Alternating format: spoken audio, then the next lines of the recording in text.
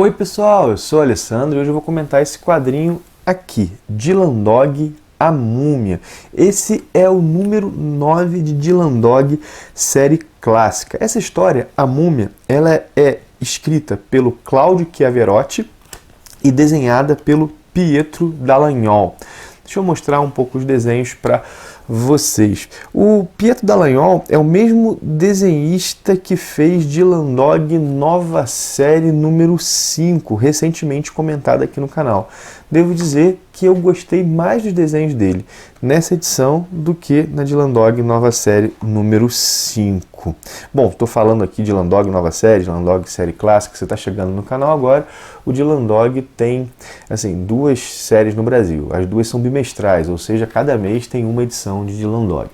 Na Dylan Dog série clássica nós temos histórias clássicas do personagem publicadas num modelo de seleções, né? São selecionadas as histórias consideradas melhores, claro que pelo grupo que seleciona, pelos editores. E Dylan Dog nova série são histórias mais contemporâneas publicadas em ordem cronológica. Mas vamos lá. A Múmia foi publicada originalmente no número 55 da mensal italiana do Dylan Dog, que saiu lá em abril de 1991.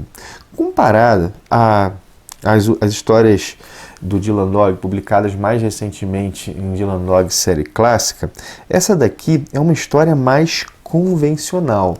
Convencional não significa ruim, não é realmente esse o caso. A Múmia tem um roteiro bem feito, é um policial sobrenatural. Inclusive, o título Investigador do Pesadelo, ou Detetive do Pesadelo que o Dylan Dog tem, é algo que essa história aqui expressa muito bem. Que história é contada em A Múmia, né? Há uma série de crimes sendo cometidos e as pessoas mortas são encontradas com hieróglifos desenhados à volta. E há uma assinatura que é Os Sagrados Filhos de Sete. O Dylan Dog é contratado pela irmã de uma das vítimas para investigar o caso. E a história tem algumas reviravoltas bem interessantes mesmo. Inclusive, a revelação final do assassino é uma surpresa. Pelo menos para mim foi uma surpresa, né? E o legal é que parte dos elementos necessários para a solução do mistério, eles são mostrados durante a trama.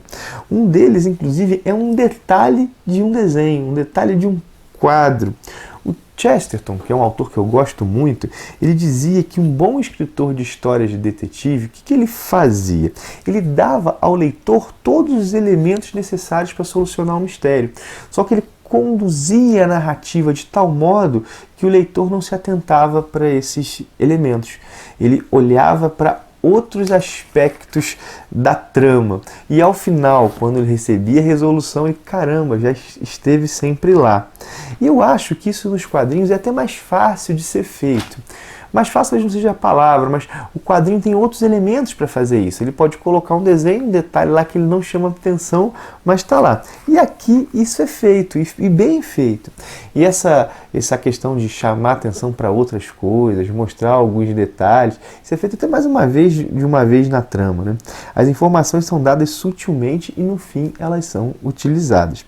Além disso, a história tem algumas tiradas metalinguísticas legais. A moça que contrata o Dylan, ela é uma escritora de histórias de terror e algumas piadas são feitas nisso, né? Ela é uma escritora de histórias de terror que está participando de uma história de terror. Há um pequeno uso da coincidência na trama que é um pouco forçado, mas ele me parece perdoável dado o momento que ele foi utilizado, dado o tamanho da trama e a quantidade de elementos que a compõem. É algo que foi usado para acelerar um pouco a trama e que não é um Deus Ex Machina, por exemplo, mas dá para perceber que é um pouquinho forçado. Também é legal aqui, vale mencionar que é legal o uso da múmia de um jeito peculiar, de um jeito que mostra que a imortalidade recebida nem sempre é uma bênção, mas ela pode ser uma causa de tristeza e percebida como uma maldição. Embora o sobrenatural ele existe na trama, ele é totalmente dispensável. A trama seria praticamente a mesma se tudo tivesse sido operado apenas no nível da crença, na crença do sobrenatural e não no sobrenatural real. Assim, um ponto que eu achei que não acrescentou nada à trama são as duas últimas páginas, o finalzinho, né? Que foi uma coisa espécie a la Contos da Cripta, sabe? Aquela reviravolta final meio trágica que existe. Aqui não foi bem reviravolta, foi um prolongamento. Eu achei desnecessário, realmente não acrescentou nada à trama e ainda fez uma coisa, né? Tirou uma dúvida interessante que a trama plantou. Uma ambiguidade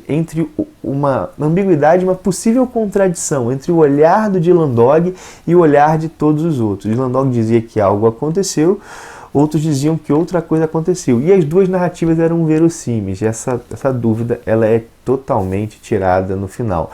Claro que ao ler a história a gente tendia mais pro lado do Dylan Dog, mas deixar essa pulga atrás da orelha eu acho que seria mais legal. Mas assim, de todo modo não é nada que estrague, assim, eu tenho que reconhecer, é um recurso muito comum no gênero. No início do meu comentário, eu disse que essa história aqui é uma história mais convencional do Dylan Dog. E acontece o seguinte, né? O Dylan Dog série clássica tem tido histórias muito extraordinárias. E é uma das melhores séries em andamento do Brasil, assim, para mim, sem sombra de dúvida. Tá no top 5 das coisas que eu mais gosto de acompanhar hoje em dia. E são sempre histórias fechadas, né? Cada número traz uma história fechada. E o que acontece é que a qualidade é tão alta que as histórias competem entre si. A gente sempre fica esperando mais da próxima. E o número 8, que trouxe a história A Batida do Tempo, cara, é sensacional. Talvez seja a melhor história do Dylan Dog publicada nessa nova fase que a Mitos trouxe. Pelo menos acho que foi minha preferida. É difícil que a história seguinte não ficasse à sombra, né? Quando a gente lê isso aqui, a gente fala, cara, com aquilo na cabeça, mas isso aqui é bem legal. Como eu falei, é um roteiro bem construído. É que, na verdade, agora, tipo, com o nível lá em cima, a gente compete dentro. Mas quando a gente olha essa história, comparando com outras que estão sendo publicadas ainda, a gente olha, caramba, esse roteiro é bem legal. E, na verdade, ele me deu o mesmo desejo que eu tenho sempre que eu leio uma edição de Dylan Dog, tanto da nova série quanto da série clássica, mas principalmente da série clássica, que é o seguinte, né? Que venha logo a próxima. Chegue logo o próximo número do Dylan Dog. Assim, eu fico pensando, né? Eu queria muito que as duas do Dylan Dog fossem mensais, que a gente tivesse 2 edições de Dylan Dog por mês aqui no Brasil. Sei que, na verdade, o mercado não comporte isso, mas é algo que eu gostaria de ver, eu gostaria. Porque realmente são histórias que eu tenho curtido bastante. Então, parando por aqui, eu lembro a pessoal que acompanha os vídeos, que eu sempre deixo um link na Amazon nos meus vídeos, caso você vai fazer alguma compra, entrando por esse link, ajuda bastante o canal. Eu vou deixar tanto o link geral da Amazon, quanto o link para essa edição aqui do Dylan Dog, caso queira adquirir lá na Amazon. Vende também na loja da Mitos, vende também em bancas, pelo menos aqui no Rio de Janeiro, na cidade do Rio de Janeiro, tem nas bancas, comprando pela Amazon, ajuda o canal. Vou ser bem agradecido. Te convido também a se inscrever no canal, caso você não seja inscrito, a compartilhar o vídeo, mostrar para outros, faz o Ministério dos Quadrinhos crescer, né? Quem sabe mais gente também aí conhecer o Dylan Dog. Não esquece de dar teu joinha se você gostou do vídeo. Um abração e até o próximo vídeo.